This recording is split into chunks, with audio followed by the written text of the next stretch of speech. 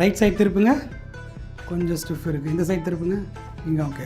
Left நல்லா ஃப்ரீயாக இருக்குது, ரைட்டில் ஒரு ஸ்டிஃப் இருக்குது, தெரியுதா உங்களுக்கு? ரேஞ்சில் இருக்கிறதுனால தெரியல. இப்போ அதோட வித்தியாசத்தை காமிக்கிறேன் பாருங்க. அப்படியே லூஸ் ஆகிட்டுருங்க, லூஸ் ஆகிட்டுருங்க.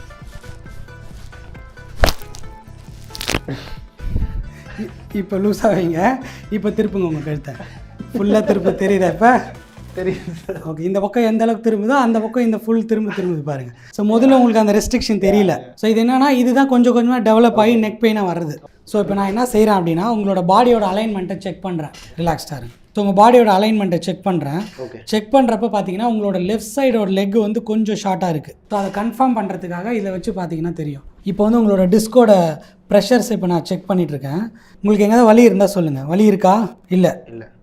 இங்கே மைல்டாக இருக்குது. ஸோ இது வந்து L5S1. இப்போ நான் கை வச்சிருக்கிற இடம் இங்கே இருக்கா? இல்லை சார். இங்கே இல்லை. இங்கே இல்லை சார். இல்லை. இங்கெல்லாம் இல்லை. இங்கேயும் இல்லை. இதெல்லாம் நார்மலாக தான் இருக்குது. எனக்கு டச்சிலே தெரியுது நல்லாவே. ஸோ அதுக்கு மேலே இருக்கிற போன்ஸ் எல்லாமே நார்மலாக இருக்குது. ஓகே, இந்த இடத்துல ஒரு சின்ன மிஸ் அலைன் இருக்குது. ஓகே, இங்கே ஒன்று. ஓகே, கழுத்தெல்லாம் உங்களுக்கு நார்மலாக இருக்குது. ஸோ 2 இடம் தான் இருக்குது. இப்போ நம்ம என்ன செய்ய போகிறோம்னு பார்த்தீங்கன்னா, எங்கே மிஸ் அலைண்ட் ஆகிருக்கோ அந்த இடத்த இப்போ கரெக்ட் பண்ண போகிறோம். ஸோ இந்த இடத்துல வலி இருக்குன்னு சொன்னீங்க இல்லையா, அது வந்து L5S1.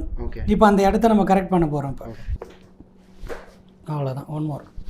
அவ்வளோதான். உங்களுக்கு ஜாயிண்ட் ரிலீவ் ஆனது தெரிஞ்சிருக்கும்னு நினைக்கிறேன். ஓகே, இந்த காலை நீட்டுங்க, அப்படியே மேலே பாருங்கள். ஜஸ்ட் ரிலாக்ஸ்டாக இருங்க, உடம்பை லூஸாக வச்சுக்கோங்க.